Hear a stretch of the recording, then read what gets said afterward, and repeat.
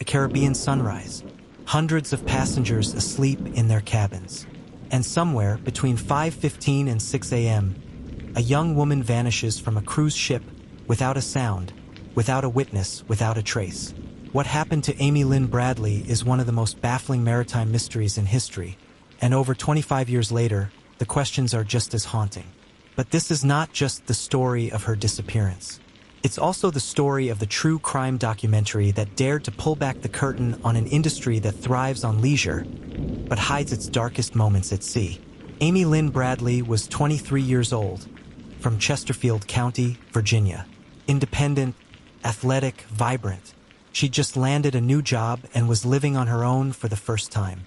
Her family described her as fiercely loyal, and someone who wasn't afraid to speak her mind. The cruise was meant to be a family getaway. Her parents, Ron and Iva, wanted to celebrate milestones and spend time together before Amy's career took off. Joining them was her younger brother, Brad. None of them could have guessed this trip would mark the last time they'd be together. The Rhapsody of the Seas, a 78,000-ton luxury liner owned by Royal Caribbean. It had all the trappings of paradise. Pools, live entertainment, endless food, and a party atmosphere that carried into the early hours of the morning. But beneath the glamour of cruise life lies a fact few passengers ever consider. Once you're in international waters, you're under maritime law, and that means investigations can be complicated. On the night of March 23, 1998, Amy and Brad spent time in the ship's lounge, enjoying music from the calypso band Blue Orchid. Witnesses recall Amy dancing and chatting with the band members, especially the bass player, known only as Yellow. In interviews years later, some passengers claimed the interaction seemed a little too friendly, that certain crew members had taken a special interest in Amy. But whether this was harmless or sinister, no one could say for sure. The lounge closed around 1 a.m., but Amy and Brad stayed out a while longer, socializing.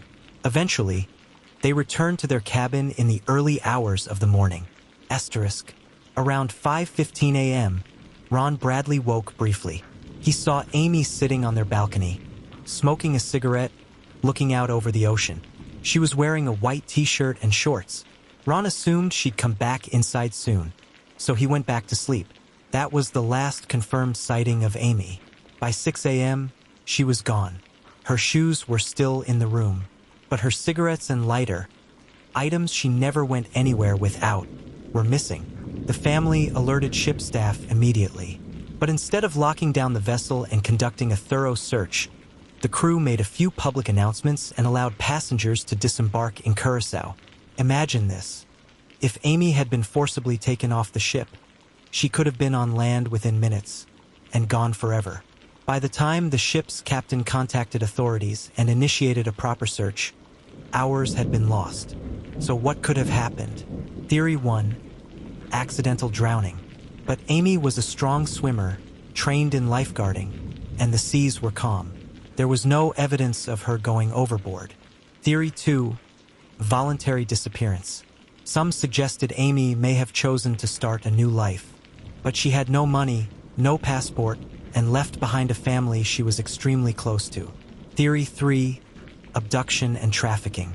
This is the theory that gained the most traction, supported by the fact that cruise ships have, in the past, been linked to crimes against passengers, including sexual assault and disappearances. The most disturbing element of this case? The reported sightings.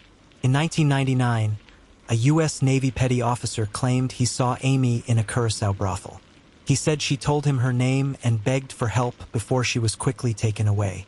In 2005, a tourist claimed to have seen Amy on a beach, with two men watching her closely. And perhaps most haunting, in 2004, an image surfaced online, allegedly showing Amy in a sex trafficking advertisement. FBI analysis was inconclusive, but the resemblance was striking enough to keep the case alive in the public eye. The documentary Amy Bradley is Missing, co-directed by Ari Mark, dives into these leads, but with caution. Mark has spoken about the fine line between presenting information and fueling false hope. His team worked closely with the Bradley family, earning their trust to share personal memories and frustrations with the investigation. The film doesn't just recount events. It explores how a family copes with an open wound that never heals. Was Amy targeted by someone on board? Did a network in Curacao facilitate her disappearance? Or is there a piece of evidence we've all overlooked? The truth is, unless new witnesses come forward, this mystery may never be solved. Asterisk. It's been over 25 years since Amy Lynn Bradley vanished from the Rhapsody of the Seas.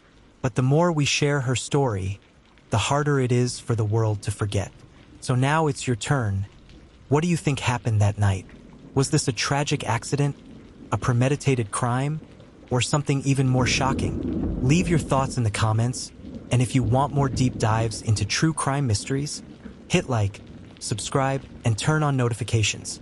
This isn't the last time we'll be venturing into the dark side of paradise.